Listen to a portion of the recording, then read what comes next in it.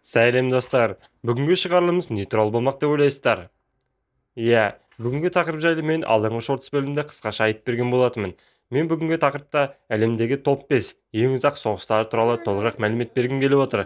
Егер шығарылымымыз ұнаса, арнаға тіркеліп, лайк басып, пікір жаза кетіңіздер. Ендеше кеттік. Ежелгі Грекия.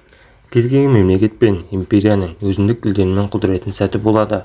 Бұл соғыс ежелгі Грекия жерінде Афина мен Спарта қала мемлекеттерінің арасында өтті. Бұл соғыс тарихта Пелопоннес соғысы деген атпен қалды. Пелопоннес соғысы екі кезеңнен тұрды. Біріншісі кіші Пелопоннес соғысы, екіншісі үлкен Пелопоннес соғысы. Үлкен Пелопоннес соғысы біздің заманымыздан бұрынғы 431-404 аралығында болды. Үлкен Пелопоннес соғысы ежелгі Грекия тарихындағы ең ірі соғыс ретінде тарихта қалған. Негізінен бұл соғысқа көптеген мемлекеттер, соның ішінде парсылар да қатысқан. Ендеше соғыстың басты себептеріне тоқталайық.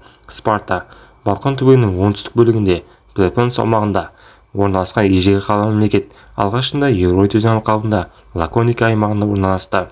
Біздің заманымыздан бұрынғы 12-ші ғасырда оңтүстік Грекия жеріне Дорийліктер тайпасы басып кіріп, ежелгі Спарта қала мемлекетінің негізін қалады.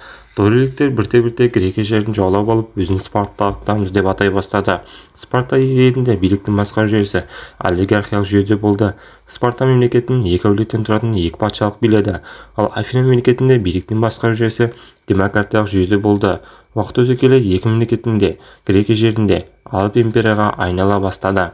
Біздің заманымыздан бұрынғы 6-шы ғасырда бүкіл Пелопоннес аумағында спарталықтардың ықпалы күшейіп, олар бүкіл Грекияны билеу мақсатында Афинамен соғысты. Нәтижесінде Спарта әскери тұрғыда Афинадан басым түсіп, спарталықтар жеңіске жетті. Біздің заманымыздан бұрынғы 4-ші ғасырда Македония мен Спарта арасында шайқаста Спарта жеңіске ұшырап Македонияға тәуелді болды.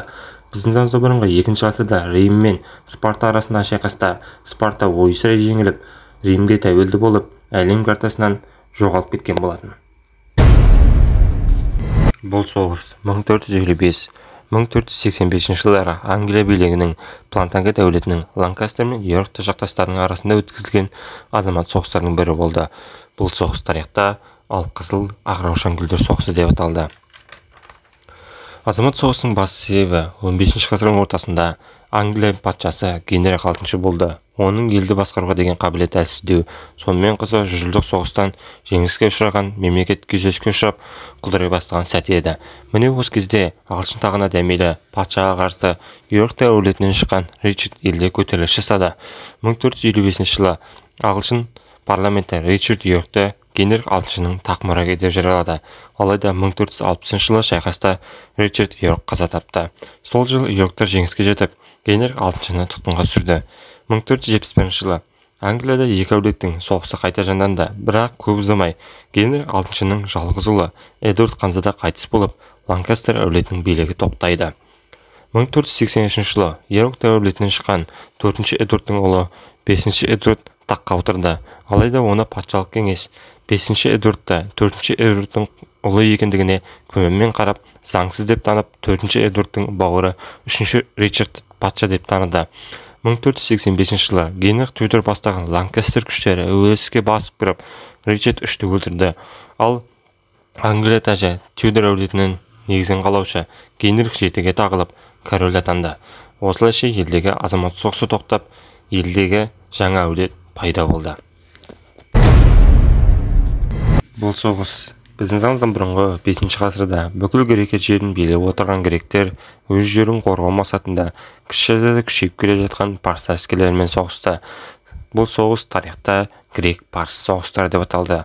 Соғыстың басты себебі келе бастаған парсы әскері кіші азияны толық жаулап алған соң, ендігі кезекте Еуропа жерін өзіне қосып алғысы келеді. Сол мақсатпен Грекия жеріне Балқан түбегі арқылы соққы жасайды. Бұл соғыс біздің заманымыздан бұрынғы 500-449 жылдар аралығында өтті. Бұл соғыс ежелгі дүние тарихында ұзаққа созылған соғыс болды. Ең үлкен шайқастардың бірі біздің заманымыздан бұрынғы 490 жылы Марафон жазығында өтті. Бұл шайқастың нәтижесінде гректер жеңіске жетті.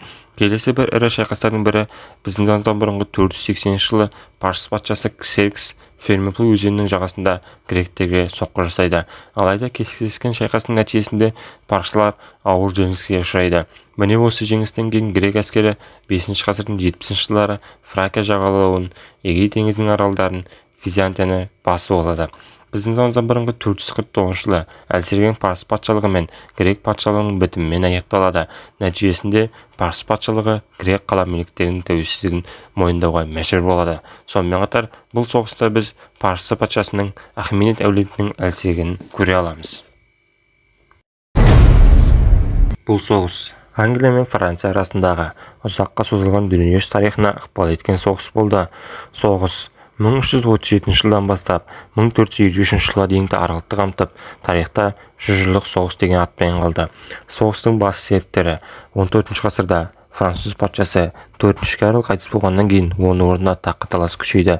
Таққа үміткер ретінде 4 Карлдың жиені ағылшын патшасы 3 Эдвард мұрагер ретінде жарияланды. Алайда бұл келісімге француз ақсүйектері қарсы болып, патша тағына 4 Карлдың алыс туысы 4 Филиппті ұсынып таққа отырғызды. 1339 жылы ағылшын әскері Франция жеріне басып кіріп, біраз иеліктеріне ие болды. 1346 жылы Франция жерінде үлкен шайқас орын алды. Нәтижесінде ағылшын әскері жеңіске жетті. 1350 жылы француз тағына 2 Иоанна келді. 1356 жылы 19 қыркүйекте Пуатай қаласында ағылшындар 2 Иоаннаны тұтқынға алды. 1359 жылы Францияда халықтың тұрмысы күрт нашарлап, жаккері көтерілісі басталды. Франция тағына жаңадан келген 5 Карл ағылшындармен бірігіп француз толқынын басып тастады. 1369 жылы француз әскері қалпына келіп, ағылшын әскерін біртіндеп ығыстыра бастады. Бұл кезде Англия королі 3 Эдвард қайтыс болып, оның орнына 2 Ричард келді. Осы кезде Англияда жағдай күрт нашарлап, елді уаттайлы көтерілісі өрістеп кеткен болатын. 1391 жылы 2 Ричард тақтан тайдырылып, билікке Ланкастер әулетінен шыққан 5 Генрих келді. 5 Генрих тұсында ағылшындар Францияның Париж қаласымен қосып жаулап алды. 1421 жылы 6 Карл 5 Генрихпен келісім жасалды. Бірақ 5 Генрих оның қызына үйленіп, үшісінде 2 империяның да тақ мұрагері атанды. 1428 жылы қазан айында Орлеан қаласын ағылшындардан қоршауға алды.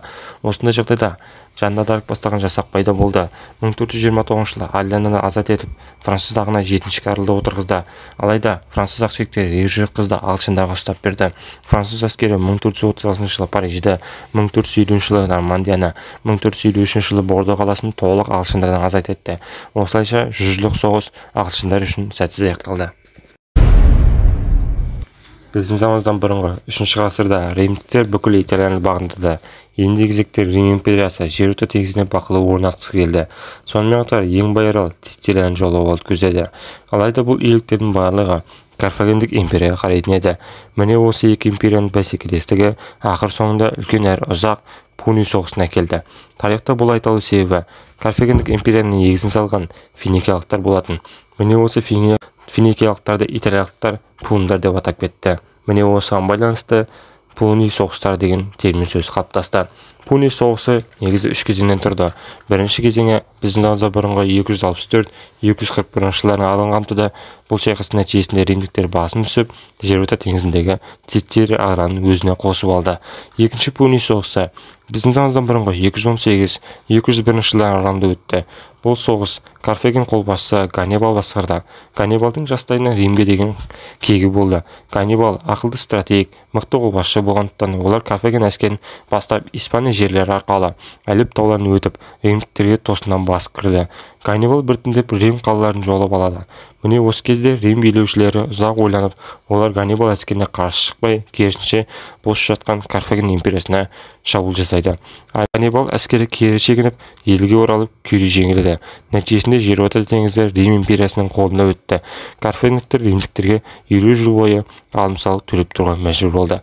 Үшінші Пуни соғысы біздің заманымыздан бұрынғы 149-146 жылдары. Карфагендіктер шығыстағы империялардың сауда-саттық жасаудың арқасында экономикасы дамып келе жатты. Бірақ бұл әрекет Рим империясына ұнамады. Біздің заманымыздан бұрынғы 149 жылы Рим әскері Карфаген империясына басып кіріп, Карфаген империясын жер бетінен әлем картасынан жоғалтып жіберді. Нәтижесінде Рим империясы жерорта теңізінің жалғыз қожайынына айналды.